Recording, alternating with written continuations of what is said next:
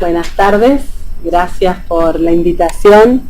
Y bueno, es para compartir un poco la experiencia y un poco la pasión también, porque esta es una enfermedad y un grupo de patologías que personalmente me apasiona, que por ahí es un poco, impresiona desde afuera, aburrido, pero bueno, ya vamos a ir viendo a lo largo de la charla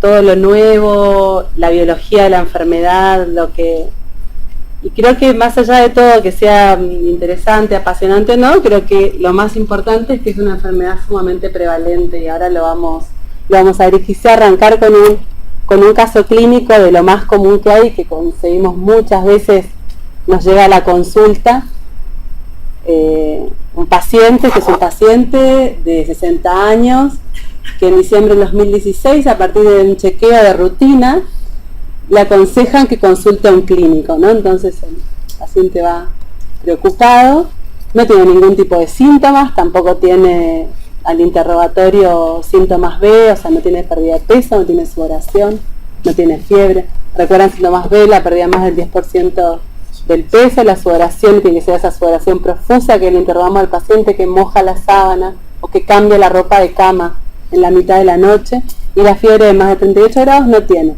Y en lo que trae, ¿no?, el hemograma, tiene una hemoglobina de 13,6, o sea, normal ahí, en el límite inferior para su sexo.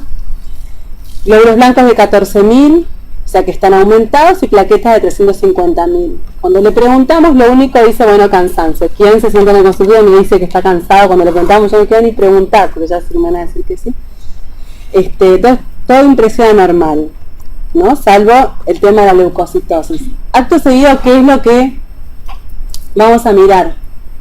Fundamental en el tema del recuento diferencial, acá es donde va a llamar la atención la inversión de la fórmula en cuanto al porcentaje, pero mirar también con mucho detenimiento el valor absoluto, porque ahora vamos a ver qué es lo que nos define a nosotros la patología y nos va a marcar la diferencia entre lo que son las linfocitosis monoclonales y los verdaderos, digamos, la verdadera leucemia linfática crónica tiene que ver con un número absoluto de linfocitos. Entonces, 10.500 como valor absoluto, y el resto que no impacta nada. El paciente no está neutropénico porque tiene 2.800 neutrófilos, o sea que literalmente no está neutropénico.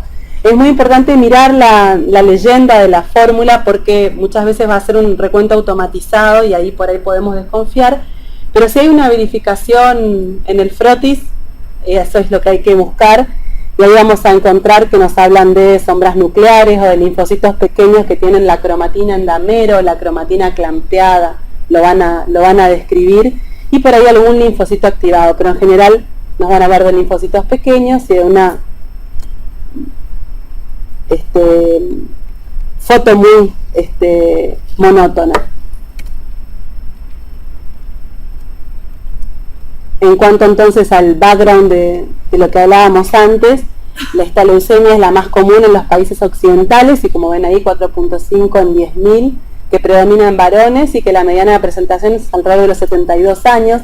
En la gráfica que se ve ahí, bueno, se ve como es una tendencia en un incremento de la prevalencia en Europa, y esto se está viendo en forma sostenida, y tiene que ver no solamente con la leucemia linfática crónica, sino con la patología que anteriormente estábamos viendo, con el mieloma. Son las dos patologías que están creciendo de forma importante en su prevalencia. Ahí ven el piquito naranja, es de la LLC, y el pico verde, que es del mieloma. Los dos están, digamos, yéndose para arriba, y esto tiene que ver con, primero, que hay un envejecimiento poblacional, y como vimos que la incidencia va aumentando a medida que transcurren las décadas de la vida, para tener, digamos, su pico más allá de los 70 años, porque hay mejores resultados con los tratamientos, entonces los pacientes viven más, y además porque hay también nuevos tratamientos. Entonces, lo usual es esta presentación incidental de un paciente que no se conoce enfermo, donde vamos a encontrar esta leucocitosis de más de 5.000. Pueden o no haber citopenias, y eso va a depender del grado de infiltración que haya en la médula ósea, o de si hay algún tipo de fenómeno autoinmune acompañante. Y los síntomas, que son menos comunes, los síntomas B, se van a presentar ya en estadios más avanzados de la enfermedad. usualmente también vamos a encontrar adenopatías y esplenometalias. Digamos que es muy fácil de identificar porque con el testeo del recuento automatizado del hemograma ya pescamos la linfocitosis. Lo importante es que esta linfocitosis tiene que ser clonal. Entonces, ¿cuál es el segundo método que uno tiene que emplear para poder definir la clonalidad de estos linfocitos? Es la citometría de flujo. En la citometría de flujo vamos a identificar entonces que hay un desorden clonal, vamos a hacer el cálculo del porcentaje de clonalidad que tiene la citometría de flujo con el valor absoluto de linfocitos que tenemos y vamos a poder decir si tenemos o no más de 5.000 linfocitos clonales. La citometría de flujo en la LLC tiene un patrón muy característico y que es una de las pocas enfermedades que yo puedo hacer diagnóstico simplemente con el abordaje de la sangre periférica en la citometría de flujo sin tener que esperar quizás la biopsia de la médula ósea, la palabra del patólogo y demás. La médula, ya vamos a ver, me va a servir para dimensionar la infiltración, para dimensionar la citopenia y quizás si tengo que tratar al paciente o no. Pero para diagnosticarlo con la sangre periférica me alcanza y muchas veces vamos a diferir la médula ósea hasta que decidamos que lo vamos a tratar. Y mientras tanto vamos a poder definir toda la patología del paciente, incluso el riesgo genético más profundo con la sangre periférica. Eso también es algo muy importante. Ahí están fotos de la sangre periférica donde lo que podemos ver son esta monotonía que les decía, los linfocitos todos iguales, por ahí alguno un poquito más grande, una cromatina bien compacta, y lo característico que vamos a ver son estos que se llaman sombras de Grumpecht, que en realidad lo que son la fragilidad que tienen al haber tanta cantidad de linfocitos, son frágiles y se rompen. Estos pacientes pueden tener circulante una gran cantidad de linfocitos, sin embargo no van a tener leucostasis. Habrán charlado hace poco en la clase de lo que vieron de leucemias agudas, que uno tiene el fenómeno ya por arriba de los 30.000 leucocitos, ya estamos, digamos, teniendo, de acuerdo a cuál sea el subtipo de la leucemia, la posibilidad de leucostasis. Esto no ocurre en la leucemia linfática crónica, fundamentalmente porque son formas maduras, entonces no hay mayor problema con eso.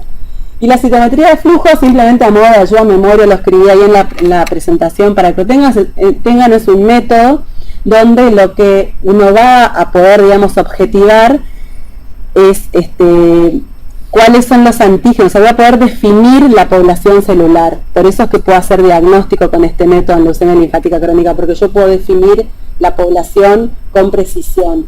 Estas células van a ser atravesadas por un láser, o sea, son células que se marcan con anticuerpos que están marcados con un fluorocromo que emite fluorescencia al ser atravesados por un rayo láser.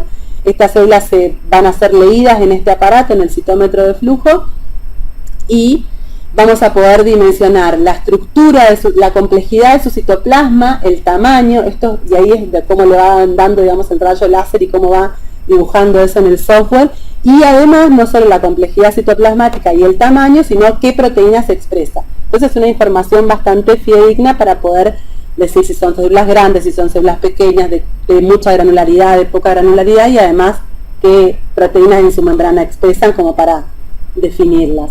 Entonces es un diagrama, ¿no?, que tiene estas dos entradas, y yo voy a buscar los antígenos y de acuerdo a el porcentaje de expresión y al nivel, digamos, y a la intensidad de la expresión, voy a definir si son positivos o negativos. Todo lo que esté en el cuadrante, ¿no es cierto?, súper externo, va a ser positivo para los dos antígenos que estoy testeando en los ejes. Hoy por hoy se complica un poco más porque los citómetros ya son de 8 colores y hasta de 14 colores, entonces muchas veces en estos brazos ya tengo 2 o 3 antígenos a la vez que me está mostrando, pero bueno, todo esto es para resolver con menos cantidad de muestra y con más fidelidad los diagnósticos. Entonces, vamos de vuelta al algoritmo, sigo de este lado, ¿no es cierto?, encontrando en la citometría de flujo un desorden clonal, encontrando que este desorden clonal corresponde a una célula B, con los antígenos de la célula B que los vamos a ver, y que por la definición de cuáles son, asemeja, digamos, a un LLC. Lo que yo tengo que descartar acá es que el camino que me podría indicar la citometría de flujo es de otra neoplasia B linfoide, también madura, que también pueden tener expresión en sangre periférica, como puede ser el linfoma del manto, el linfoma folicular en una fase leucemizada, la leucemia de células vellosas, que también tiene una expresión leucémica, el linfoma linfoplasmocítico o macroglobulinemia de Waldenström, y la leucemia prolinfocítica B, que es como un estadio de más inmadurez de la propia leucemia linfática crónica y de peor pronóstico. Ha habido obviamente esfuerzos para armonizar y poder definir entonces la población, y hoy por hoy podemos definirla con estos antígenos, con el CD19, el 5, el 20, el 23 y la restricción kappa o lambda para establecer la clonalidad.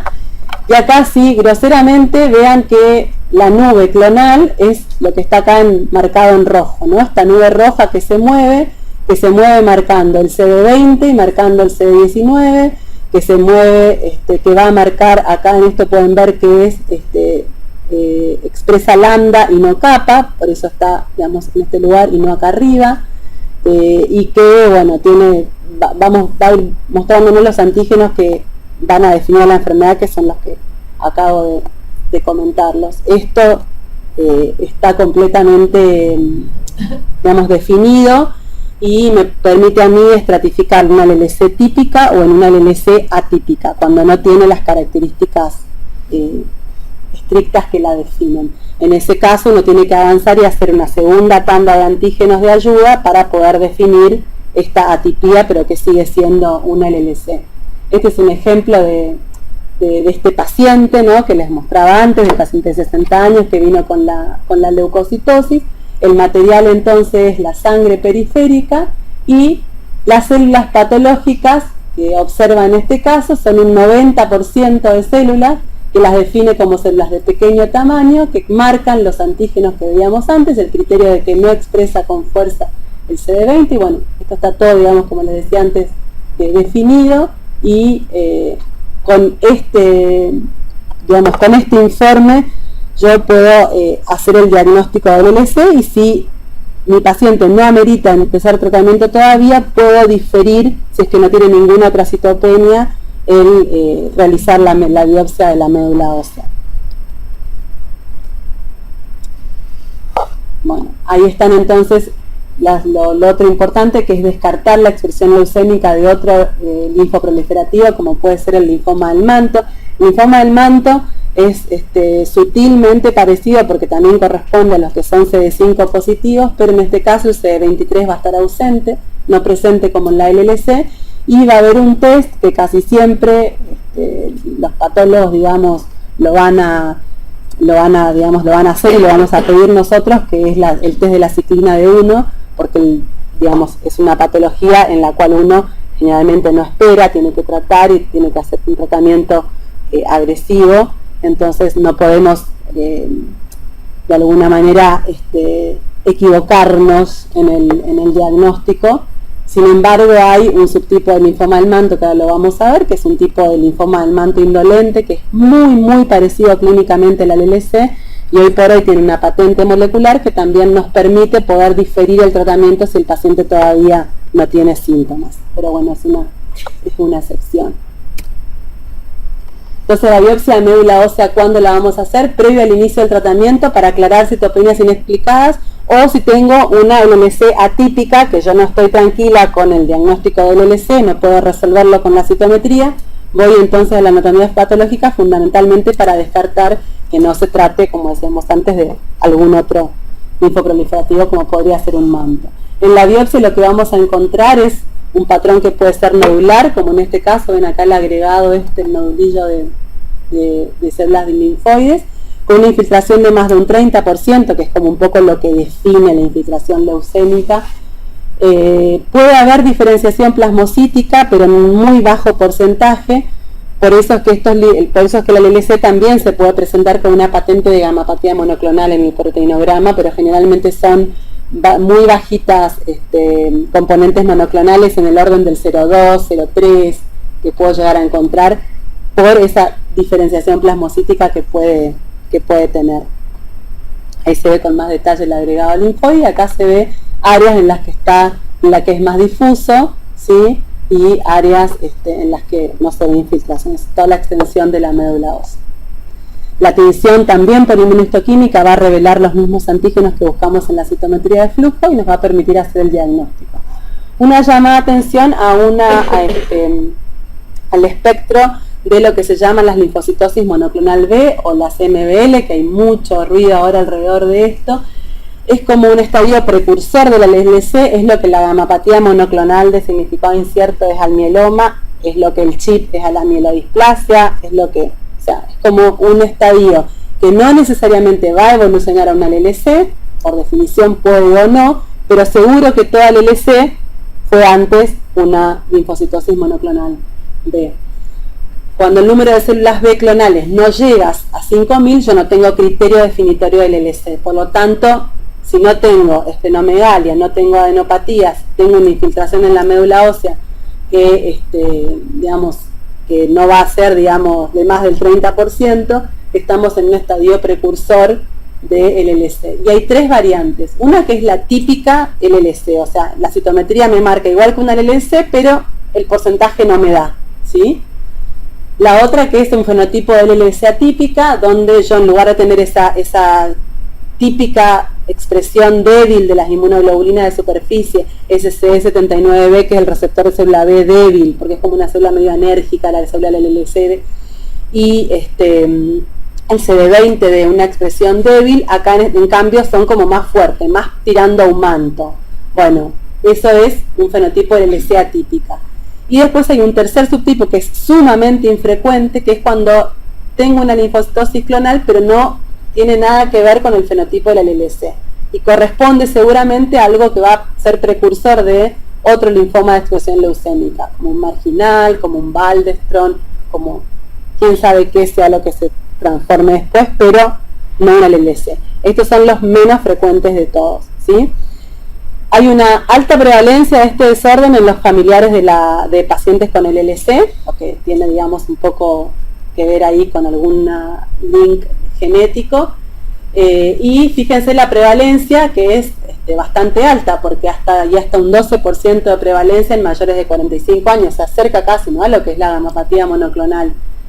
Tiene una progresión anual del 1 al 2% por año y se asocia a infecciones y segundas neoplasias. Después les voy a mostrar, la recomendación es vacunar, y ahora después les voy a mostrar por qué. Hay dos subtipos de linfocitosis monoclonal B que tienen mayor o menor riesgo de transformarse en una LLC. Tiene que ver con, estrictamente lo definieron por el número. Cuando hay más de 500 células clonales es más parecido a un RAID 0 de una LLC, o sea, una LLC incipiente, y cuando tiene menos de 500 células clonales es probable que nunca se transforme en una LLC. Es como la distinción, el corte que se hizo. O sea que de repente pedir excesivamente citometría de flujo cuando el paciente tiene una sutil inversión de la fórmula, que a veces, como es un estudio que está tan a mano, se hace, muchas veces genera estos diagnósticos que, bueno, que no llegan a ser una LLC, generan un poco de angustia, y la verdad es que, bueno, más allá de que uno hoy por hoy puede saber que los puede vacunar, mucho más no hay para... Ahí está entonces un poco el algoritmo, ¿no? Acuérdense que sin ganglios, sin vasos, sin nada, solo los linfos. Bueno, y para contarles, esta es una paciente que estoy viendo, es una señora de 45 años que la derivaron al consultorio para estudiarle una eosinofilia, y en la citometría de flujo le encontraron una población clonal B. La señora estaba completamente asintomática, con un hemograma normal. Cuando viene a verme ya había tomado corticoides con la dermatóloga por un rayo, así que ya la eosinofilia había desaparecido, no tenía ninguna organomegalia, tenía una tomografía hecha de macella.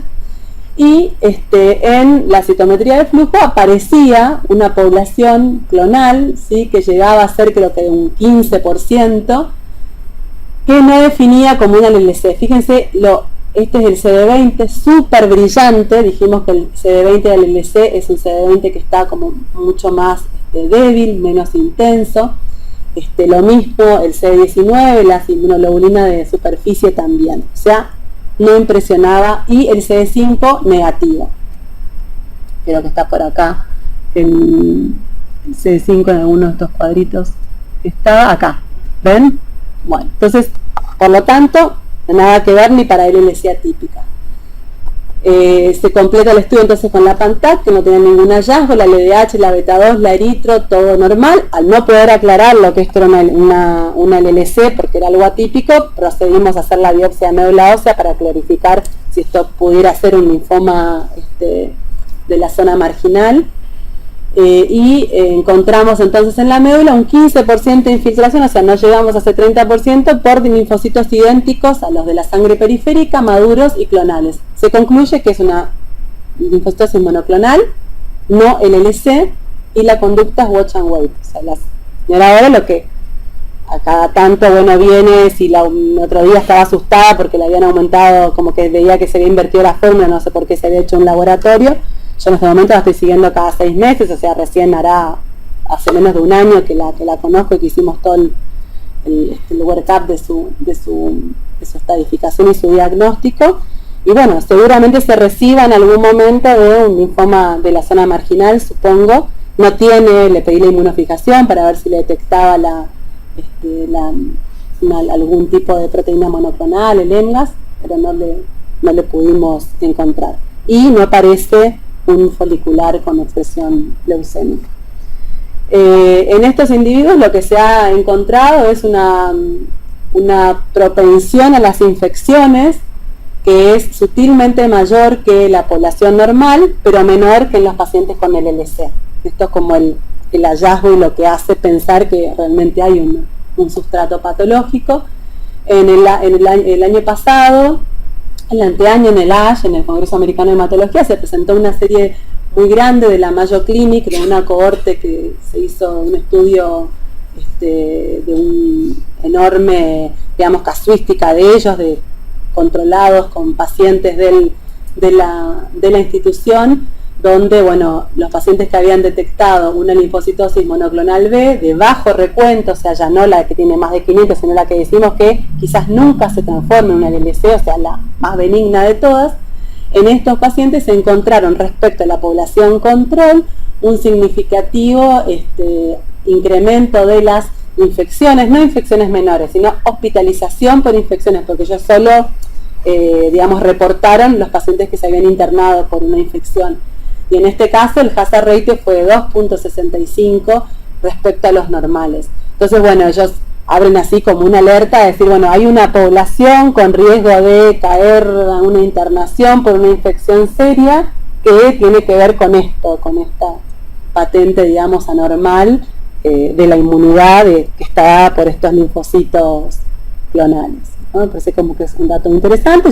La recomendación entonces es que si uno pesquisa a uno de estos pacientes, tenerlos como que se sepa que pueden llegar a tener como algún cierta alarma de por lo menos tenerlos vacunados.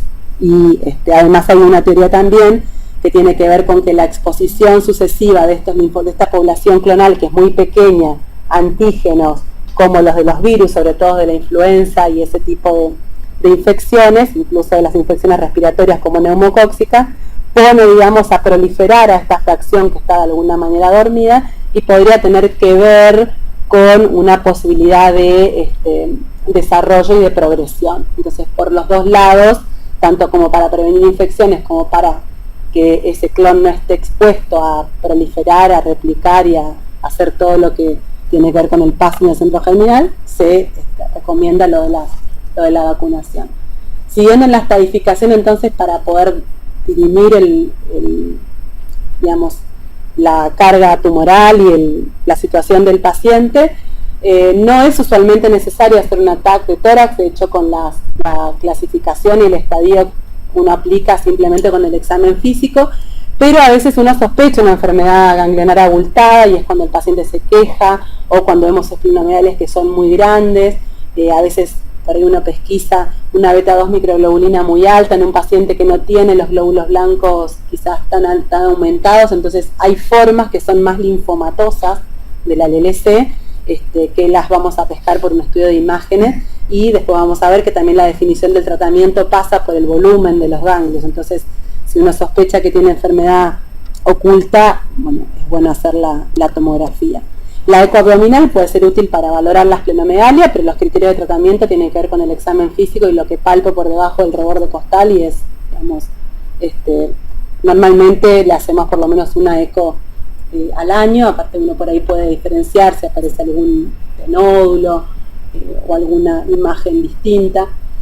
La biopsia de ganglio linfático, cuando aparece un ganglio aumentado, no suele ser útil, pero en el caso de que yo tenga una proliferación asimétrica, o sea, sin que prolifere en sangre periférica, sin que crezca ningún otro grupo ganglionar, un grupo único que crece en forma, digamos, despareja, puedo querer hacer la biopsia para digamos, estudiar que no se esté transformando.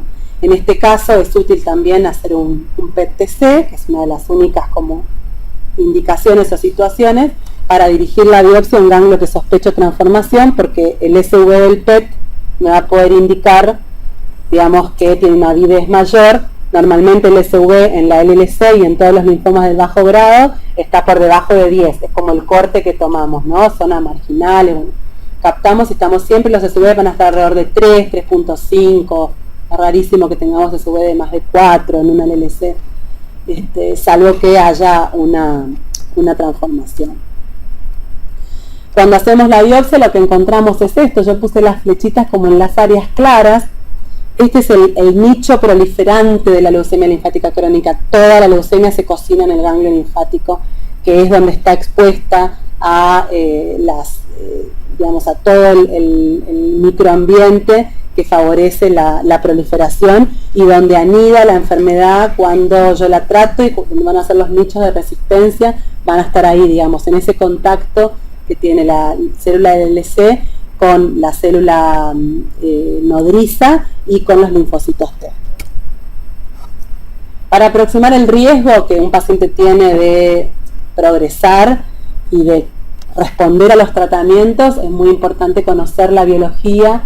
En el pasado se pensaba que era una enfermedad de acumulación, ¿no? Se decía que la LLC, las células no se morían, que por eso uno iba progresando, no, porque había una incapacidad de entrar en apoptosis de las células.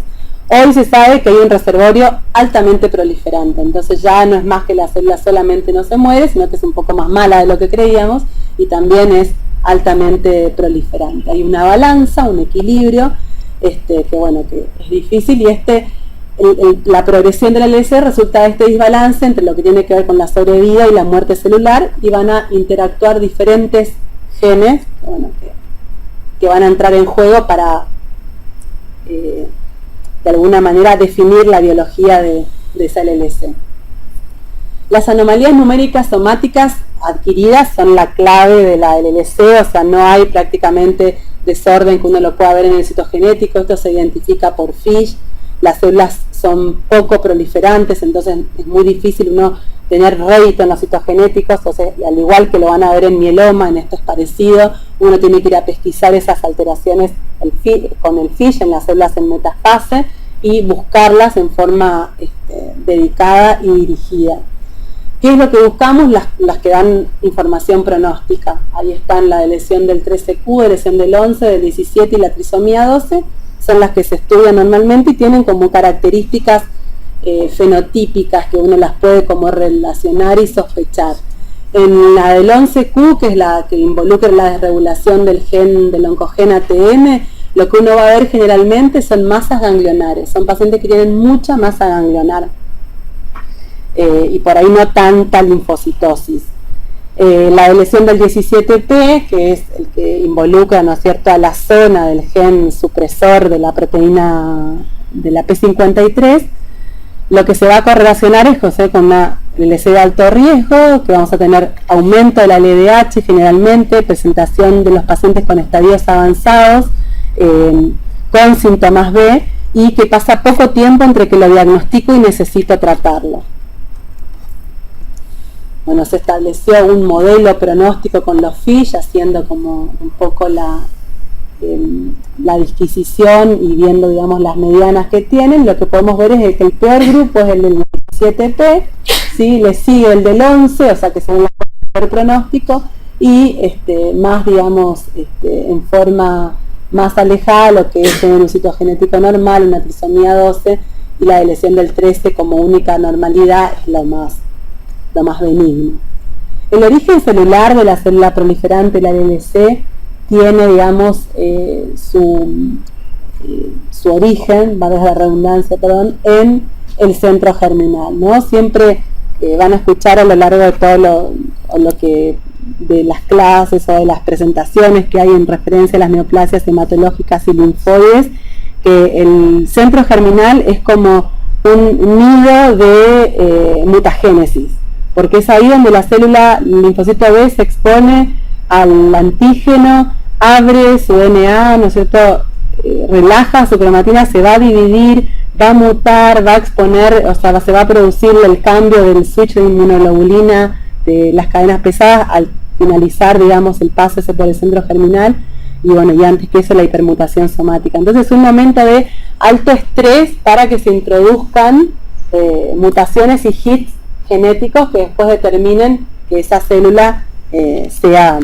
Cuando una célula digamos, sufre estos eventos oncogénicos, lo puede hacer en la fracción que es independiente de la respuesta inmune T, que es la que va a hacer después dar lugar a la fracción o al subtipo LLC no mutada, o dentro del centro germinal a las que sí son dependientes del antígeno y van a dar su origen a las células mutadas. Estos dos grupos es como si habláramos de Boca River, o sea, son LLC completamente diferentes, con un genio de enfermedad distinto, tanto en la selección como en la proliferación, como en las características del receptor de la célula B. O sea, y después también en la capacidad de responder a los tratamientos, ¿sí?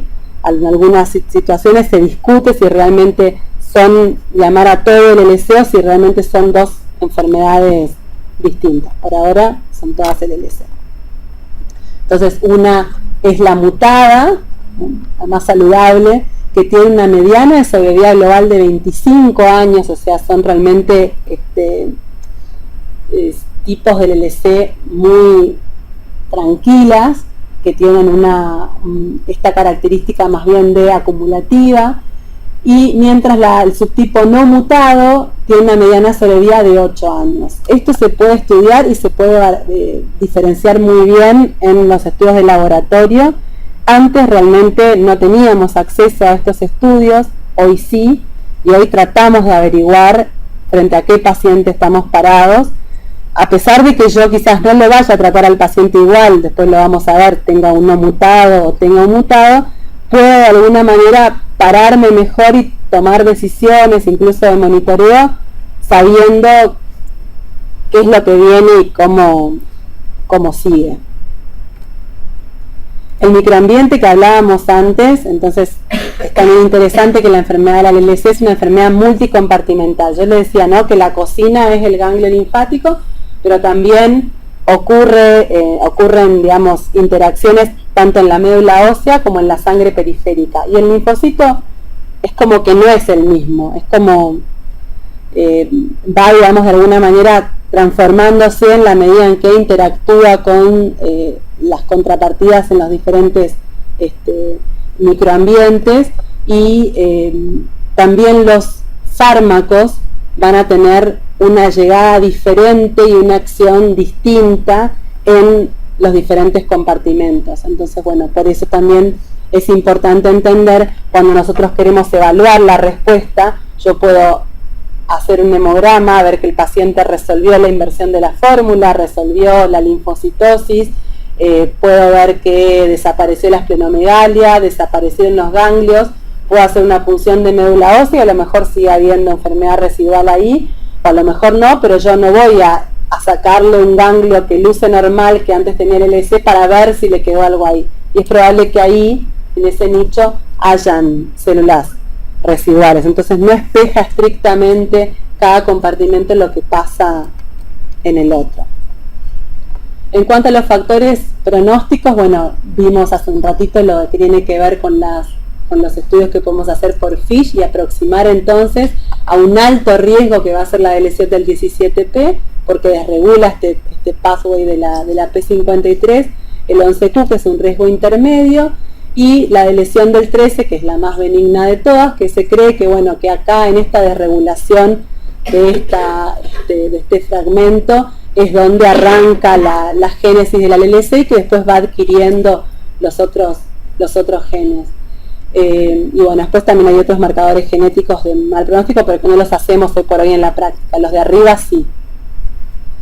La quimioinmunoterapia cambió digamos, la historia en el LC, demostrando por primera vez una diferencia en sobrevida de hacer un tratamiento respecto a otro, comparado con fludarabina y ciclofosfamida, porque hasta ese momento todos los tratamientos distintos y las drogas nuevas habían introducido cambios en la sobrevida libre de progresión, que todos sabemos que es bastante fácil, es un endpoint de los estudios clínicos bastante fácil de llegar, pero la sobrevida global es algo más difícil, más en enfermedades como esta o como los linfomas de bajo grado, donde vemos que hay pacientes que pueden tener una mediana sobrevida de 25 años. Entonces, realmente que un fármaco muestre, o con una combinación de drogas muestre una diferencia, tiene que ser sustancial para yo poder pescarla en el lapso de vida útil de un estudio. Bueno, este trabajo sí lo mostró y fue la revolución allá por el año 2008. Los grupos de riesgo se vio que respondían casi todos muy bien, sin embargo, había un grupo de riesgo que le iba literalmente mal, pésimo, ¿no? Como si no hiciera la combinación. Y que había un grupo que le iba muy bien, que son este grupo de los pacientes que tienen el estatus mutado del gen de las inmunoglobulinas. No les expliqué, digamos, la diferencia biológica así sutil, pero nada más como para entender.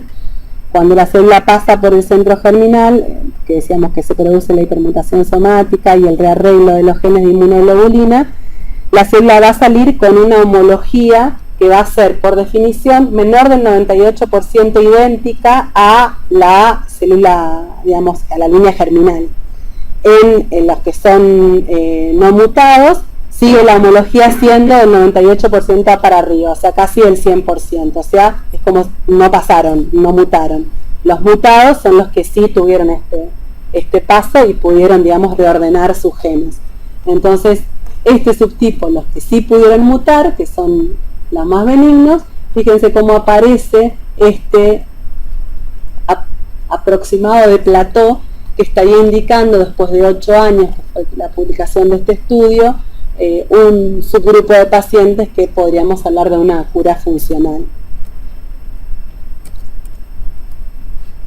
Sin embargo, los pacientes que tienen la mutación de la P53, ya sea porque se estudia la mutación del gen o porque tienen la deleción del 17P que involucra esta fracción del gen, les va mucho peor. En la estadificación clínica, entonces, desde el año, viene el año de las publicaciones, 1975 y en 1981 tenemos la clasificación de Binet y de Ray, que son, es una dinámica puramente clínica de poder decir qué estadio tiene el paciente, que como les dije, no necesitamos estudios de imágenes para esto, porque las áreas nodales son un máximo de 5, hígado es un área, vaso es otro, por más que no sean nodales, cuentan como nodales acá en la clasificación, cervical axilar es toda, digamos, una, y las inguinales. Entonces, bueno, con eso definimos si hay más de 3 áreas o menos de 3 áreas, y el tema de si tiene o no alguna citopenia, que ya los pone a los pacientes en una visión de enfermedad avanzada, porque el compromiso en médula ósea se estima que es mayor en esta situación. Hay que diferenciar muy bien porque la estadificación clínica toma la citopenia por infiltración, o sea, por insuficiencia de la médula ósea, no por una citopenia autoinmune o por una ferropenia. Entonces, está bueno a veces que yo cuando por ahí no se le hacemos una médula a una paciente joven, bueno, hacer por ahí una tinción para ver si aeroblastos, y bueno, ver realmente que no esté lesionada de hierro, o estudiar muy bien, digamos, otras causas de anemia antes de asumir que es la LLC, porque cuando asumo que es la LLC lo tengo que tratar. Entonces, la integración biológica y clínica es lo que, bueno, un poco todos estábamos esperando, y vino de la mano del grupo alemán, que pudo integrar esto que conversábamos antes, del estatus mutacional y del tema de la P53, que fueron las variables independientes con mayor peso de asociación con mal pronóstico, a lo que era la estadificación clínica de Binet, de Ray, la beta 2 microglobulina y la edad. Entonces, combinando todos esos factores, se estableció este score, donde se puede ver que se separan muy bien 4 grupos de riesgo, y fíjense las diferencias en sobrevida a 5 años, donde los pacientes de un riesgo bajo prácticamente no les cambia la sobrevida a la esperada para su grupo etario. Sin embargo, en los de muy alto riesgo es solo de 23%. Entonces, la consecuencia de esto es, ustedes dicen, bueno, por esta integración yo decido el tratamiento. En realidad, el tratamiento siempre se va a definir porque el paciente esté sintomático y porque tenga una citopenia que amerite que lo traten, no porque tenga una P53 o el peor riesgo genético. Si en esta enfermedad sigue dominando la clínica. El tratamiento a lo largo del tiempo entonces fue evolucionando desde el cloramucil, las combinaciones de quimioterapia, hasta en los 90 que aparecieron los análogos de purina, que introdujeron realmente una muy buena,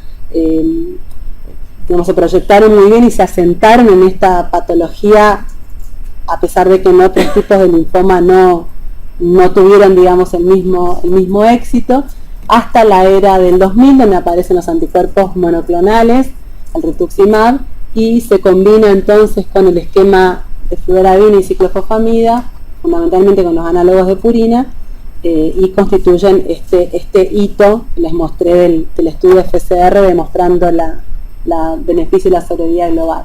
De allí pasamos ahora a la posterior al 2010, a la época de las terapias target, que llegaron también para la LLC, donde las terapias dirigidas tienen que ver con anticuerpos monoclonales mejorados, humanizados, con más afinidad, con más acción directa, donde tenemos los inhibidores de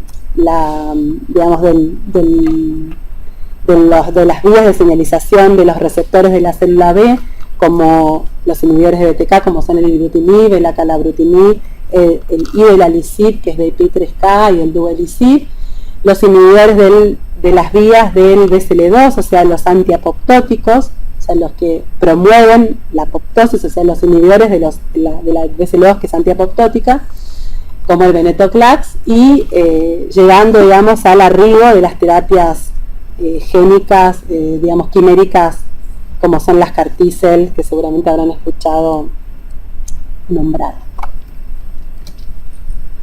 Cuando está indicado entonces hacer tratamiento en estos pacientes, está muy bien definido, y de vuelta la clínica manda, y yo simplemente para hacer así una mirada práctica, tenemos entonces el caso de un paciente de 55 años que tiene un LLC que está en un RAI2, que tiene entonces, está asintomático, está solo en observación. Hasta acá el paciente entonces no tiene ninguna citopenia, ¿no? Porque acuérdense, 3 y 4, ya tengo anemia en el 3, y el 4 tengo plaquetopenia. Entonces acá tengo un estadio intermedio, pero de un paciente asintomático. Esto es en el 2014, así está, es un paciente bastante joven. En el 2018 se corrobora que el paciente tiene esta duplicación linfocitaria tan famosa, que está en todo el mundo como un poco así pendiente de contar los linfocitos, y se va a 175.000 linfocitos, pero sin citopenia. Podemos tener pacientes con 300.000 linfocitos y sin citopenias, difícil, pero sí. Realmente esto puede que con un poquito de médula ósea que tengan, sobre todo si son pacientes jóvenes, les alcance para tener su reserva medular. Progresan a adenopatías y el paciente tiene una esplenomegalia masiva con una beta 2 de 5, pero sigue siendo un RAI2, o sea, no le cambia. Eso es como un poco raro. Ahí está como lo ubico en el estadio clínico. Este paciente está para tratar. Por otro lado, tengo este otro paciente que tiene 70 años, que se diagnosticó su LLC en el 2012, también un RAI2, en buen estado general, no tenía ningún antecedente de importancia, sin comorbilidades. Este paciente en su momento se hizo un estudio un estudio de FISH para la lesión del 17P que fue negativo, y tenía sí una alteración de estas de buen pronóstico, el 13Q. En noviembre del 2018 se corrobora que es agrandamiento del tejido amigdalino y otras adenopatías, apnea de sueño, no le cambia el hemograma, o sea, sigue teniendo la misma cantidad de glóbulos blancos, a diferencia del anterior que lo aumentó muchísimo, y su beta 2 es normal. Entonces, ¿no? Tenemos misma situación, mismo estadio, pero son pacientes completamente diferentes. En ambos casos es importante poder conocer cuál es la biología, el origen y la evolución en el momento en el que el paciente está progresando y demandando si lo voy a tener que tratar o no, si es que no lo averigüé antes. El estatus mutacional no va a cambiar, porque tiene que ver con la célula de origen. Entonces eso, si es no mutada, va a ser siempre no mutada, y si es mutada, va a ser siempre mutada. Ahora, lo que sí va a poder adquirir son los hits genéticos, ¿no? La de lesión del 17, la del 11, esas sí son alteraciones que el paciente las puede adquirir en el transcurso de la enfermedad. Entonces, cuando los estudiamos, el paciente, el más joven, es el de lesión del 17P negativo, el 11Q es negativo, y el estatus de IgG es un estatus no mutado, ¿no? Bueno, el paciente más joven daba la impresión que por ahí era un poquito más mala la LLC. En el caso del otro paciente de 70 años, tiene todos los factores de riesgo negativos y tiene una LLC de las que decimos del tipo mutado. Para este paciente, cuando calculo el IPI, me voy a ir a un alto riesgo, ¿sí? Porque por el hecho de tener el estatus no mutado, me lo sube en el score y ya lo voy a tener, digamos, en un lugar de la curva de un paciente joven que no le está por ir tan bien. Y con el caso del paciente de 70 años, entonces el score me va a quedar, digamos, con un IPI de 2, me va a quedar un IPI de riesgo intermedio, que dice que, bueno, que yo no lo trate salvo si la enfermedad es realmente sintomática, ¿no? En el otro, la diferencia es que el tratamiento lo tengo que hacer salvo si realmente es asintomático, es la diferencia, ¿no?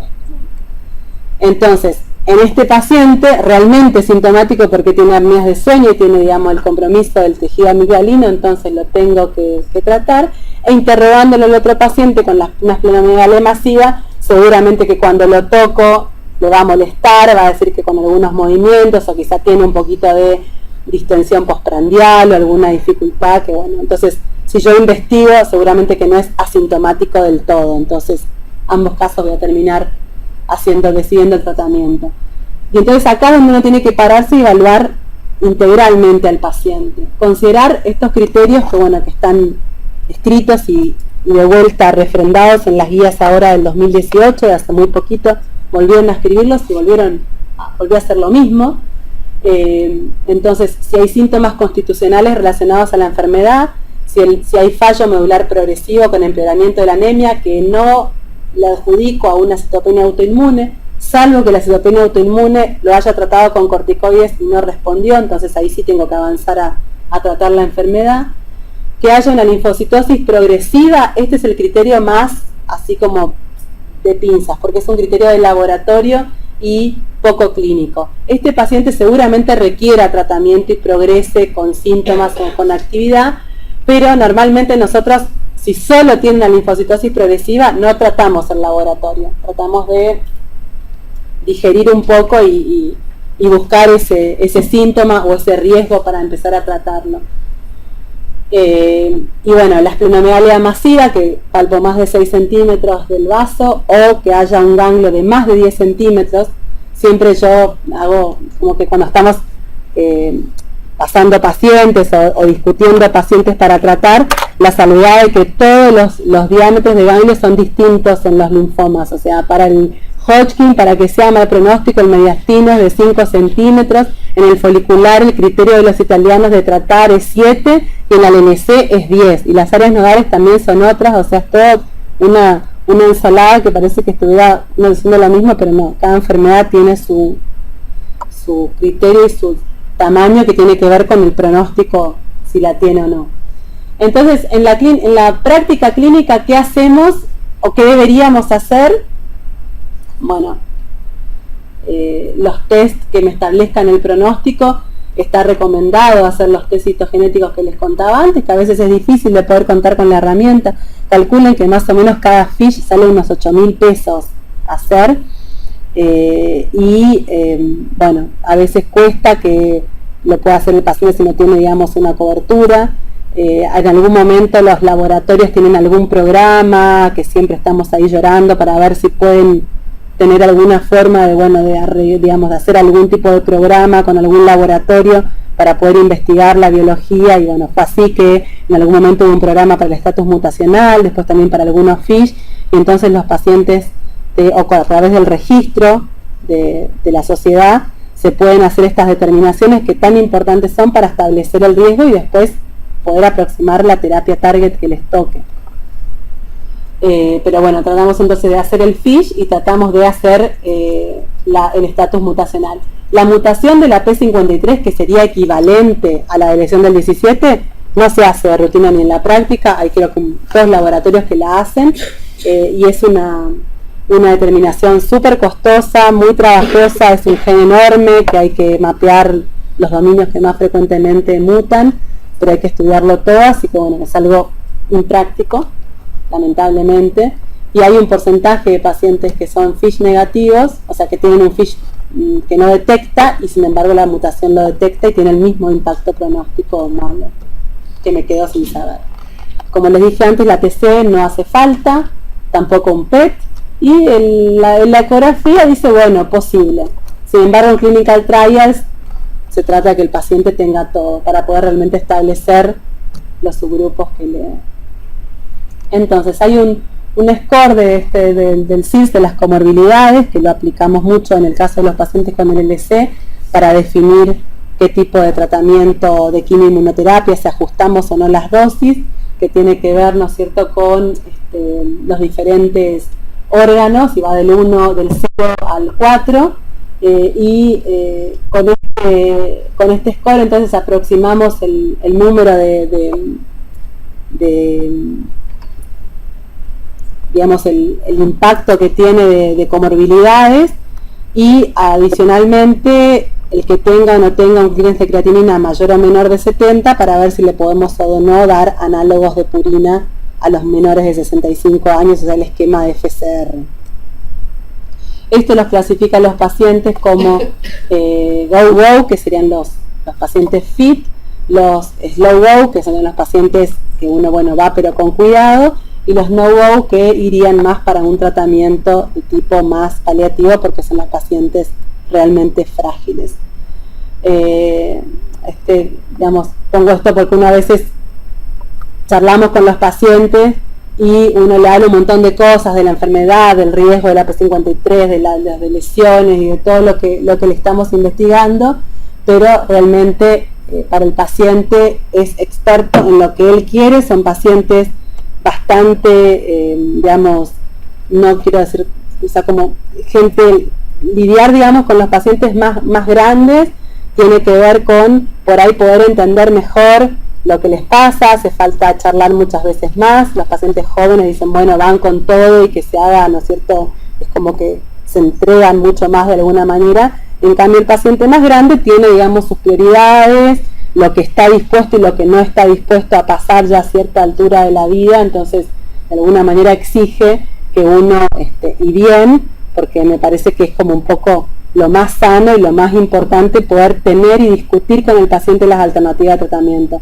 Le vamos a poner una terapia target que va a tener que condicionar y que, digamos, va a ser de por vida, o va a ser un esquema acotado de quimioinmunoterapia durante un par de meses, que seguramente la enfermedad vuelva, y entonces ahí tendremos que volver a ver bueno, qué posibilidades hay con cada cosa. Es súper importante, y al tener tantas opciones, creo que lo más rico es eso, ¿no? Poder tener uno todo lo que tiene que ver con la enfermedad y la biología, pero no olvidarse de conversarlo y ponerlo con el paciente.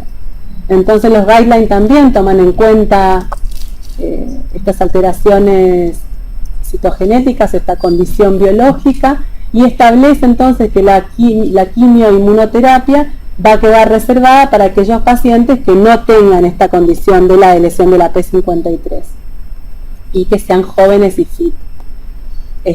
Michael Halleck, que es uno de los, digamos, de los médicos más reconocidos, el que ha, digamos, dirigido el grupo alemán, que es uno de los que más avances introdujo en el tratamiento de esta patología, delineó y tiene siempre como va actualizando el algoritmo de los tratamientos y lo va actualizando. Esto fue después del Congreso Europeo en junio y después del Congreso Americano de ASH también hubo unas grandes actualizaciones por todos los resultados que se vieron con terapias target comparado con la quimioinmunoterapia, donde prácticamente volvimos pensando que ya a ningún paciente más hay que darle quimioinmunoterapia y que son todos para terapia target.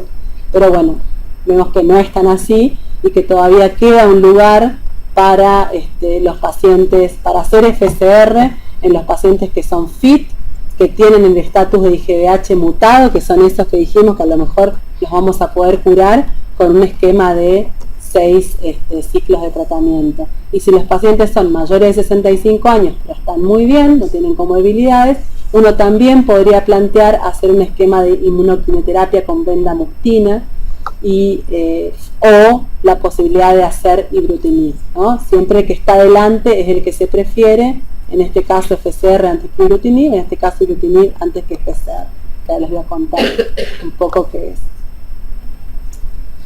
Entonces, los resultados mejores son para los pacientes mutados, que están fit con este esquema de FCR, y uno puede llegar a alcanzar lo que es el umbral de no detectar células clonales de la linfática crónica en 10.000 células, y esto es equivalente a una enfermedad mínima residual negativa. Cuanto más profunda sea la respuesta, fíjense los pacientes que alcanzan esta no detectabilidad, miren cómo la sobrevida es del 80% a 12 años en este grupo mutado, o sea, excelente. Estas son las nuevas drogas y cómo han ido posicionándose y aprobándose a lo largo del tiempo, donde, bueno, hablábamos del rituximab que se introdujo en el 2000, la bendamustine en el 2010, que es un agente alquilante que se recicló, el ofatumumab, que es un anticuerpo, digamos, que le sigue al rituximab de generación, el obinutuzumab, las terapias target de ibrutinib, idelalisib y venetoclax se aprobaron todas en el año 2015.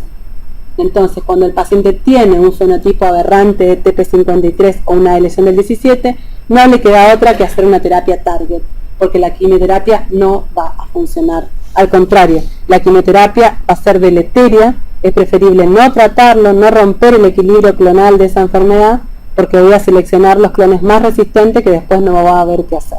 Entonces, estos pacientes hoy por hoy sabemos que con lo único que se podrían curar es con un trasplante alogénico. Pero bueno, por la edad y por la situación no es algo que esté disponible en forma amplia. Y el ibrutinib en primera línea, entonces, que es este fármaco inhibidor de la que veíamos hoy del receptor de célula B, de la vía de señalización del receptor de célula B, específicamente la Bruton tirosina quinasa, es un fármaco que tiene altas tasas de respuesta y sobrevida, tanto en recaída como en primera línea, para estos pacientes con estas LLC de peor pronóstico. Prolonga la sobrevida libre de progresión en un estudio que fue el primero, que fue el Resonate, que se comparó contra clorambucilo, pero en primera línea tiene que demostrar, digamos, su sustentabilidad y su eficacia frente a FCR en los pacientes FIT, que a uno le permita decidir que va a elegir un esquema por tiempo indeterminado y en forma prolongada frente a un esquema acotado, ¿no? Con un perfil de toxicidad totalmente diferente. Entonces, todavía esto falta para que sepamos qué pasa. Estas son las curvas, si uno lo compara contra clorambucilo. No hay que mirar esta curva porque nadie trata una LLC hoy con clorambucilo, pero sí mirar esta porque veíamos qué pasaba con los pacientes con FCR, ¿no? Y habiendo pasado más de 30 y pico de meses, esto ya se confirmó a 5 años, los pacientes siguen con bajo ibrutinib sin necesitar un tratamiento y sin progresar, otro tratamiento sin progresar su enfermedad. En todos los subgrupos, tanto tengan enfermedad bulky, estadios avanzados, citogenéticos también de alto riesgo. Sin embargo, los que más se benefician, fíjense cómo se corre acá el indicador en la lesión del 11, es la que mejor responde al ibrutinib, y el estatus mutacional mutado versus no mutado le va mejor al peor, al no mutado. Eso es una característica porque el no mutado tiene encendida su vía de señalización del BCR y el ibrutinib es como llave y cerradura que la apaga. En la célula LLC el efecto que va a tener es impedir que vuelva al nicho, la saca de su casa. Es como que la deja afuera del ganglio linfático, la deja deambulando en la sangre periférica y no va a poder exponerse a todas las cascadas de señalización y de proliferación que tenía antes en ese lugar proliferante que era el ganglio. Por eso es que digamos, es uno de los efectos más importantes. En el ASH del 2018, el año pasado, escuchamos, digamos, varios estudios, el resultado de los estudios de fase 3 que se estaban esperando, donde se lo comparaba contra opciones de quimioinmunoterapia en primera línea, y los resultados fueron, todos los que están en verde, fueron favorables al ibrutinib, con, digamos, tanto algunos en sobrevida libre de progresión, en sobrevida global, para todos los subgrupos, o al menos para los subgrupos de pacientes con estatus mutacional no mutado. Por lo tanto, el sueño de pasar de los esquemas de quimioterapia a los esquemas quimio-free, como le dicen, comenzó a ser más palpable y realidad. Yo, bueno, para ilustrar, no sé si teníamos algo de tiempo de ver otro caso. Este es un señor de 60 años que se presenta en 2016. No sé si quieren hacer una pregunta porque estoy como que... No sé si están ahí. Bueno, ustedes pregunten, que yo lo que les pueda contestar les contesto, y si no, puedo buscarlo. Entonces se presenta con linfocitosis de 20.000 en un chequeo de rutina, de vuelta a la historia típica, sin anemia, sin plaquetopenia, completa en otro centro estudios de sangre periférica de citometría de flujo, es compatible con NLC típica, y la biopsia de médula ósea confirma el diagnóstico. De muy buena práctica, el hematólogo le pide una lesión del 17 que le da negativo. El paciente era un Binet A, un RAI 0, ¿sí? Concurre a otro centro un tiempo más tarde porque había pasado a 40.000 linfocitos, o sea, duplicó sus linfocitos, agregó adenopatías y esplenomegalia sin anemia ni plaquetopenia. Es un señor que es farmacéutico, súper obsesivo, pero no quería tratarse para nada, pero era como obsesivo saber qué le pasaba con su LLC. Le repiten la lesión del 17 y la citometría de flujo otra vez, que le sigue dando una LLC típica. Esto no tiene por qué cambiar, a veces puede pasar que pase, vamos a hacer una prolinfo, pero esa es otra cosa, pero la LLC va a seguir marcando igual, y el FISH que le seguía dando negativo. En diciembre, o sea, un par de meses después, pasa a 69.000 linfocitos, o sea, vemos que realmente esto es criterio de que la enfermedad está en actividad, ¿sí? Pero el señor todavía no tenía alteración en su hemograma. En ese momento, por los ganglios, digamos, que tenía periféricos, se le hace una tomografía para estudiar, a ver, cuando uno, decíamos antes, ¿no? ¿Cuándo vamos a hacer un TAC? Cuando un paciente viene con un cuello proconsular, con adenopatías, digamos, con ganglios grandes, uno dice, bueno, voy a mirar qué es lo que hay debajo, más que nada para ver que no tenga algo que pueda estar comprimiendo, que tenga algún sitio extranodal que pueda, más raro, pero que pueda tener que valorar. Entonces mostraba, ¿no?, ganglios enormes, los ilíacos, el mayor de 6 centímetros, recuerdan el tamaño que teníamos que tener, era de 10, ¿no? O sea, grande, pero no llega al criterio de tratamiento. Y una esplenomegalia que estaba en 15 centímetros en su diámetro mayor, tampoco llegaría en ese momento. Se palpaba el vaso en excursión, pero no se palpaba un vaso enorme, porque ese fue justo el momento en el que él vino a consultarnos a nosotros. Viene porque en el centro le proponen tratamiento con R-bendamustina y el paciente declina porque él no se quería tratar. Entonces viene, ¿no? Cuando un paciente da vuelta y viene, no sabe que después también se va a ir, ¿no? Es como ya una... Bueno, viene entonces en el 2017 y en ese momento 105.000 blancos, todos 98% de linfocito, la hemoglobina de 15, casi poliglobúlico, pero no está súper bien, con plaquetas normales, interrogado por el antecedente de intercurrencias infecciosas, no presentó nunca nada, el cuello era una cosa llamativa, los conglomerados, tenía incluso un conglomerado de 5 centímetros, el vaso lo palpábamos 4 veces por debajo del reborde costal, la beta 2 estaba en 6,8, la LDH sutilmente aumentada, y fíjense el perfil de gamma-globulinas bajas, ¿no? La IgM 25, la IgA ahí, todavía bien, la IgG en 620. Se hace entonces esta tomografía, miren lo que eran los masacotes que tenía axilares, esto tenía 5 centímetros, esto era el cuello, y esto era lo más grande que tenía 9,7 centímetros. Obvio esto ya era para tratar. En ese momento él quería irse de viaje, porque quería hacer un viaje a Europa, no sé a dónde, bueno, tenía esta edema incluso de ese lado de la pierna que hicimos un ecodoppler y no tenía TDP. Le hicimos un PET, en este caso, por lo que hablábamos antes, ¿no? Con conglomerados tan grandes, uno quiere estar tranquilo y decir, tengo que ir a biopsiar y descartar que se esté transformando, una LDH sutilmente aumentada, no era como para sospechar, pero la beta 2 estaba bastante alta. Bueno, no había ningún foco de captación en los ganglios, ven que son todos más bien celestitos, ahí verdecito, pero no llega a tener el SV máximo que tenía en el PET era de 3,8, aunque tenía todo esto. Entonces, bueno, de todos estos criterios, ¿no? Lo que tenía el paciente era esta linfadenopatía de los 10 centímetros con su esplenomegalia grande. Le repetimos de vuelta todo, le asignamos en un paciente que no tenía ningún tipo de comorbilidad.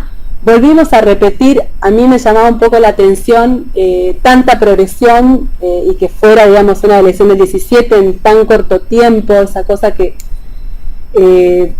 entonces, bueno, hicimos el estudio del estatus mutacional, digo que era un paciente no mutado, o sea, de estas de peor pronóstico, 100% de homología, o sea, nada mutado, el gen igual a la línea germinal, y se hizo la mutación de la P5, se hizo un FISH que dio negativo, que era de agosto, y por toda esta cosa así tan progresiva que tenía, insistimos en pedir una mutación de la P53 que fue positiva, ¿sí? Lo encontramos que tenía, y en ese momento que se encontró la P53, el segundo FISH dio positivo para la lesión del 17.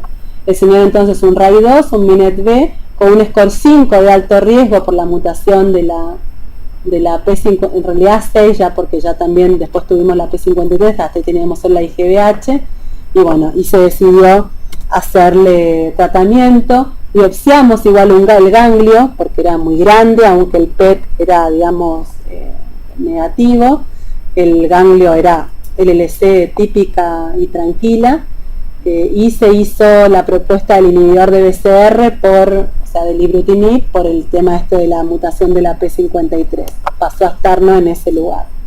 El señor empezó tratamiento en octubre, el pico linfocitario, por esto que les contaba, que la célula se despega de sus nichos, imagínense con tantas masas que tenía, todos esos linfocitos se van a la sangre periférica antes de hacer apoptosis, entonces están un tiempito dando vuelta, y ahí llegó a 390.000 los linfocitos. 3 meses después bajó a 35.000, y la beta 2 continuó aumentada. 6 meses después del tratamiento, que es lo que está descrito, la beta 2 bajó, que es con lo que impacta como un buen pronóstico para el ibrutinib, con una marcada involución de las masas, que le quise sacar una fotito, pero bueno, no le pude sacar. Y este es otro caso de otro paciente que tenía diagnóstico de LLC en otro centro, de 74 años, que lo derivan para evolución, con una típica foto, ¿no?, del LLC, 52.000 lóbulos blancos, 92% de linfo, con buenas plaquetas y con un hematocrito que estaba normal, con una marcación bastante, digamos, concluyente, con una LLC típica, y lo dejan en observación asumiendo una LLC, un MINET-B, un RAI2. En agosto del 2005 el señor, sin aumentar mucho su cifra de glóbulos blancos, comienza a bajar la hemoglobina. Esto a veces llama la atención, porque si va a bajar la cifra del óvulo de hemoglobina, tiene que ir subiendo la cifra de linfocitos, ¿no? Si van a aumentar los ganglios, tienen que subir los linfocitos. Cuando suceden estas cosas dispares, uno a veces piensa que no haya un fenómeno autoinmune. Bueno, continúa entonces con esta anemización que tiene que ver con ferropenia, se trata, y el vaso comienza a crecerle en forma desmesurada.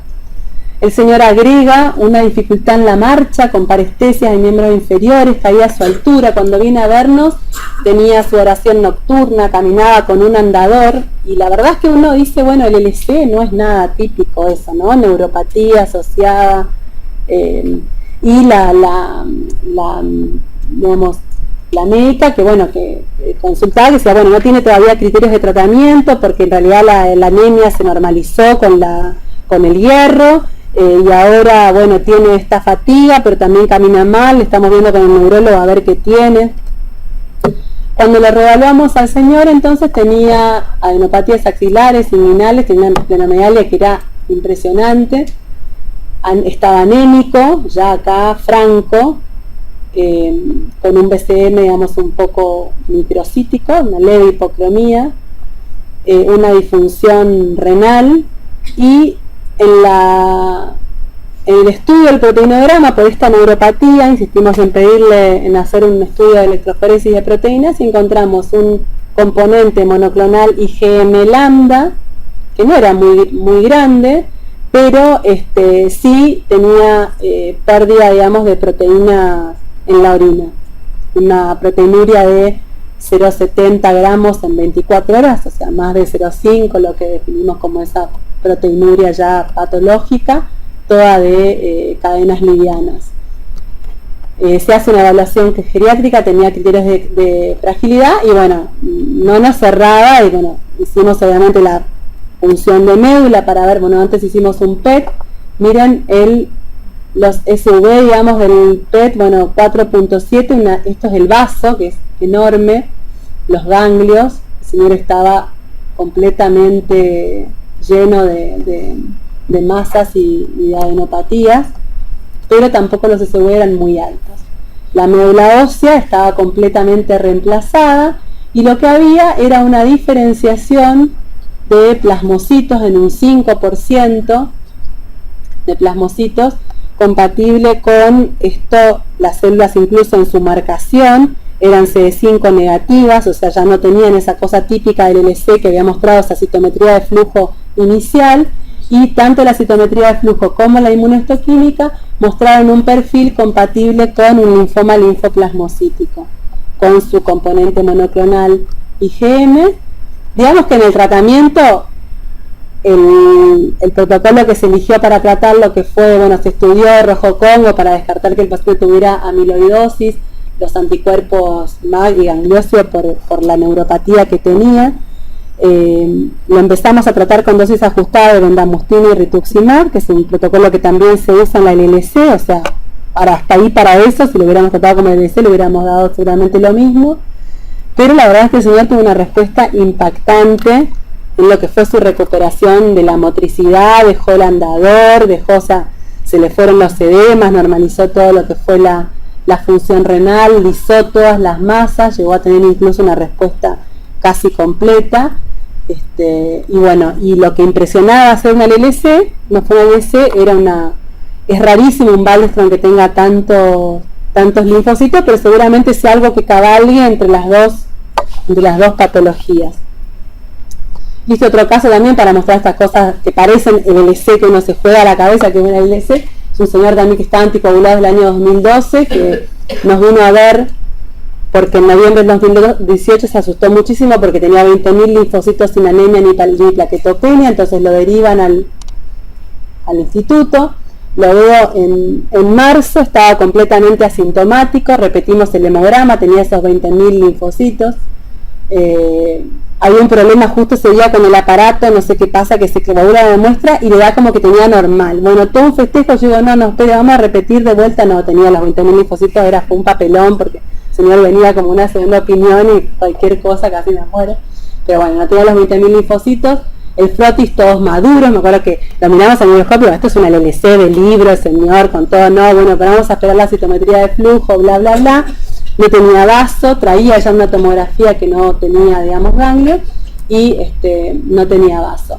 En la citometría de flujo llamaba la atención que el CD20 brillante, esto ya, por lo menos para la LLC típica, no es, con su CD19, el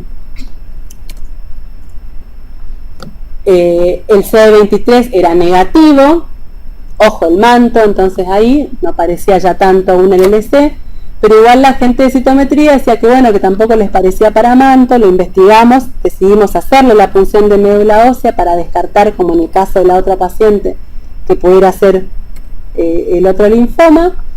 La médula ósea tenía un 30% de infiltración con una inmunistoquímica que también mostró lo mismo, CD5 positivo, CD23 negativo. Le pedimos a la patóloga que haga la ciclina de 1 y se diagnosticó un linfoma del manto. A su vez también, como yo les contaba, que hay un subtipo de mantos que son indistinguibles de la LLC y uno no los tiene que tratar agresivamente, se caracterizan por tener una tinción para una proteína que es la SOX11 negativa. Le pedimos que le hiciera el SOX11 para quedarnos tranquilos y el SOX11 le dio negativo, con lo cual es un linfoma del manto de los que se llaman indolente, más cerquita de un LLC que de un manto, y el señor lo pusimos entonces en watch and wait, saltaba una pata, festejó su cumpleaños de 70 y se fue, vino de tener un hemograma normal a tener una LLC, un manto, a que no le tratamos el manto. Pobre, fue como todas las cosas, pero un personaje. Bueno, avanzando en lo que tiene que ver con los tratamientos, el venetoclax es otra terapia target que también se utiliza para estos pacientes con alteraciones y con el LLC de alto riesgo, y lo más importante a tener en cuenta acá es la prevención de la lisis tumoral. Entonces los parámetros se establecen de acuerdo a la cantidad de masa que tenga, los centímetros de masa y los números de linfocitos, y se establece un riesgo alto, un riesgo bajo o un riesgo intermedio, que tanto en el intermedio como en el alto hay que hospitalizar al paciente y controlar los parámetros de lisis tumoral cada 8 horas y cada vez que le vamos a subir la dosis. Y en el riesgo bajo uno puede hacer que el paciente se hidrate desde 24 horas antes. Personalmente, los pacientes grandes tienen mucha dificultad con el tema de, no sé qué experiencia tienen, digamos, qué impresión les dé con el tema de hidratarse autosuficientemente, porque entre que no quieren levantarse a la noche para levantarse a ir al baño, es la primera queja cada vez que uno dice que tome líquido, no, porque si no me levanto muchas veces y no duermo, o porque, bueno, si la paciente por ahí más añosa, que puede tener algo de prolapso, o sea, es muy complejo, con lo cual los pacientes que hemos tenido los hemos hospitalizado para hacer el control de la lisis tumoral, porque siempre cuando uno hace un clearance está ahí como un poco borde, y eso, aunque tenga un bajo riesgo, es, digamos, indicación de prevenirlo, porque han habido pacientes que se han muerto por la lisis tumoral, que es masiva, a diferencia de los otros tratamientos. Es un tratamiento muy efectivo y que en combinación con rituximab, que es el protocolo del estudio Murano, arroja también unas tasas de sobrevida libre de progresión y sobrevida global, digamos, también muy impactantes, y con la ventaja respecto a las otras terapias target, que a los 2 años se puede interrumpir el tratamiento, ¿no? En el ibrutinib el paciente sigue siempre bajo tratamiento. El assessment de la respuesta, que se hace nosotros con los recuentos de lóbulos blancos, el aspirado de médula, solamente si el paciente sigue con citopenia, si no, no los pulsamos para ver qué pasó, si respondió o no, nos guiamos con la sangre periférica. Este es el estudio Murano que les contaba, miren la diferencia. Esto es el VENDA-R que le hicimos al paciente y este es lo que se hace, la curva, digamos, del grupo tratado con el esquema de venetoclax y rituximab, ¿no? Ampliamente, y esto sí es tratamiento de la vida real que hoy por hoy hacemos, así que la diferencia es muy importante. Creo que este es otro punto como que también estuve revisando, que me pareció interesante traerlo, el espectro de las infecciones y los déficits de la inmunidad. Como veíamos antes en la linfocitosis monoclonal B, es solo el hecho de tener la patente esta monoclonal pone al paciente en riesgo, porque ya por definición casi todos los pacientes, más del 50% de los pacientes tienen hipogama cuando los diagnosticamos, ¿no? O sea que cuando yo veo a un paciente que tiene linfocitosis y tiene hipogamas, bueno, seguro va a terminar siendo una LLC. Es como bastante clásico saber si estoy en el grupo etario de los pacientes, sobre todo los déficits de IgA, que se ven todavía más que de IgG. Y entonces, bueno, en los agentes alquilantes, la neutropenia, los análogos de purina, tiene ese déficit de la inmunidad celular y esa reconstrucción inmunológica que demora más de 12 meses, la propensión a tener infecciones por neumocistis, por herpes, por varicela zoster, y los anticuerpos monoclonales que los predisponen también a la reactivación del CMV. Muy importante tener en cuenta el tema del virus de la hepatitis B, que saben que puede reactivar con los anticuerpos monoclonales anti-CD20, entonces siempre a todos los pacientes le pedimos la serología. Si tenemos aunque sea una hepatitis, una patente de hepatitis B curada o resuelta, igual seguimos pidiendo carga viral y ponemos a los pacientes en profilaxis con entecavir, por si acaso la reactivación. Y una cosa no menor tiene que ver con el tema económico de todos estos tratamientos, que también me pareció como interesante comentarlo. Este es un artículo, una publicación en Estados Unidos, ya es del año 2017, y entonces ellos en ese momento manejaban cuál iba a ser el impacto de cuando todas las terapias target llegaran a la primera línea, ¿no? Lo que sucedió, como les conté en el ASH, todas las terapias, todos los trabajos con terapia target fase 3 en primera línea dieron resultados favorables, así que acto seguido vinieron todas las aprobaciones. La idea que uno los pueda tener a mano para usar o no es otro tema, y hay que seguir definiendo y buscando el paciente ideal. Entonces el costo anual, fíjense cómo se incrementa en más del 500%, ¿sí?, por paciente, y pasa de ser de $147.000 a $604.000 en la vida útil de la LLC. Y esto a medida que uno va moviendo estas terapias más adelante y el paciente va viviendo más, y son terapias que no se cortan, todavía el quimio free, digamos, no es libre de toxicidad, porque eventos adversos, obviamente todos los tratamientos tienen, y el perfil de toxicidad hay que evaluarlo, y la toxicidad económica también es importante. Algo muy pequeñito, son 2 slides del tema de las citopenias autoinmunes. Hay una desregulación de la actividad autoinmune, y hay una presentación que tiene que más o menos ser alrededor de un 2 a un 10% anemia hemolítica, PTI 3 a 2%, también hay agranulocitosis autoinmune en menor medida. Esto tiene que ver no porque los anticuerpos los sintetizan las células de la LLC, ¿sí?, sino que hay una desregulación que hace que las células de la LLC participen en la presentación de autoantígenos al repertorio T, y esta proliferación T anormal sea la que contribuya a que otros linfocitos B autorreactivos sinteticen los anticuerpos. Entonces, de alguna manera, no tiene que ver con la actividad de la célula, si son más o menos las células que hay como para tener la autoinmunidad. Uno puede tener un fenómeno autoinmune con una carga tumoral muy pequeña de LLC, y no necesariamente tengo obligación de tratar la LLC para tratar el fenómeno autoinmune. Yo puedo tratar la enfermedad autoinmune como se trata una anemia hemolítica autoinmune, una PTI, fundamentalmente con el esqueleto de los corticoides y bueno, los anticuerpos monoclonales, sin meterme a tratar la LLC. Ahora, si el paciente es refractario y no responde, y sí avanzo, digamos, a tratar la enfermedad, ¿no? Ese concepto me parece muy importante. Y creo que esto es otra cosa que también me pareció útil de traer, lo de los niveles de IgA, que son cuando uno pesca a estos pacientes que tienen LLC, que no tienen criterio de tratamiento, tratar de seguirlos desde lo clínico, digamos, no en toda la contención, que no va a tener que ver estrictamente con tratarse el LLC, sino con prevenirle las infecciones. El 50% de la mortalidad del LLC tiene que ver con infecciones, no siempre con pacientes que en el contexto de un tratamiento. Entonces, nosotros en este momento en el servicio tenemos internada una paciente joven que todavía no se trató nunca, CLC, que está en terapia con una neumonía, digamos, respirada, con una neumonía severa, venía haciendo reemplazo con inmunoglobulinas. Bueno, aún así, con una IgA, justo me puse a chequear los niveles de IgA, y eran, digamos, con niveles bajos de IgA. A veces es difícil, es una de las cosas más complejas de tratar.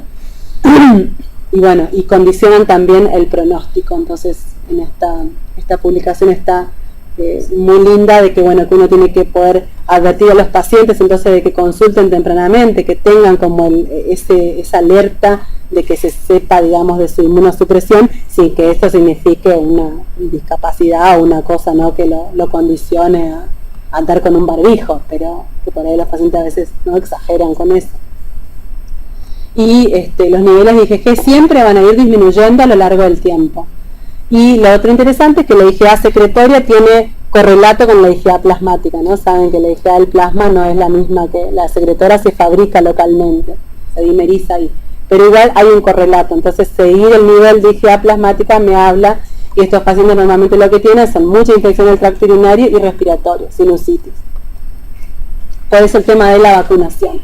No hay contraindicación para el uso de vacunas como la antineumocóxica o para la influenza, las que sean a virus inactivos y que no esté compuesto, digamos, por nada vivo.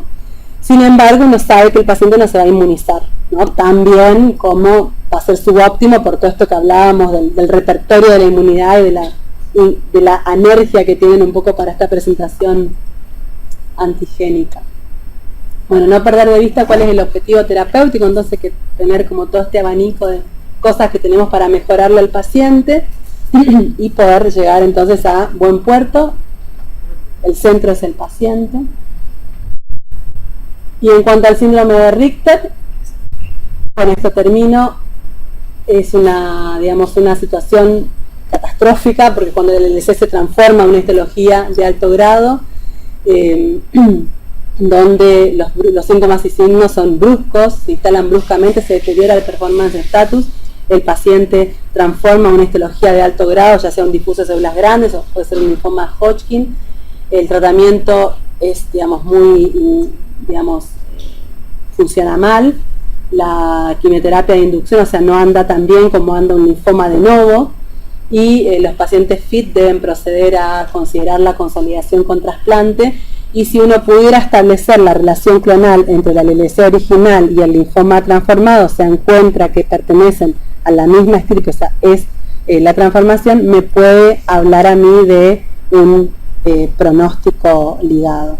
El algoritmo en el manejo entonces es, si uno tiene una sospecha clínica de que hay una transformación, como decíamos, ¿no?, con este paciente que yo les contaba, uno hace el PET, de acuerdo a lo que da el PET, dirige la biopsia para poder elegir el ganglio que voy a biopsiar, que es el que tengo con posibilidad de estar transformado. Si tiene una histología de difusas células grandes, tratar de establecer la clonalidad, y en ese caso, si está relacionado, va a ser un Richter y voy a tener que ir a un clinical trial, sé que le va a ir mal al paciente, buscarle un donante para un RIC, un alotrasplante o un autólogo. Si no está relacionado, asumo que es un paciente que hizo un linfoma de novo, y entonces el manejo y el pronóstico tienen que ver con el linfoma de novo, ¿sí? Así que bueno, hoy por hoy está interesante saber que, bueno, que a pesar de que lucen todas iguales, las LLC no son todas iguales, no tienen la misma uniformidad en el clon, en la biología, desde el paciente que la aporta, y los tratamientos por eso, o los seguimientos y los monitoreos, es deseable que hagamos nuestro mayor esfuerzo, primero para poder seguirlos en equipo, porque se nos escapan si no cosas de las manos, como decíamos, la población y la edad hace que tengamos que tener muchas cosas en cuenta a la hora de no solamente romper el equilibrio clonal del clon, sino el equilibrio biológico del paciente, y bueno, tener esa mirada más amplia, el contexto, la expectativa de vida, las comorbilidades y bueno, la biología de la enfermedad, para hoy por hoy que contamos con tantas posibilidades de hacer terapias dirigidas y combinar fármacos y todo, bueno, poder aprovecharlo al máximo.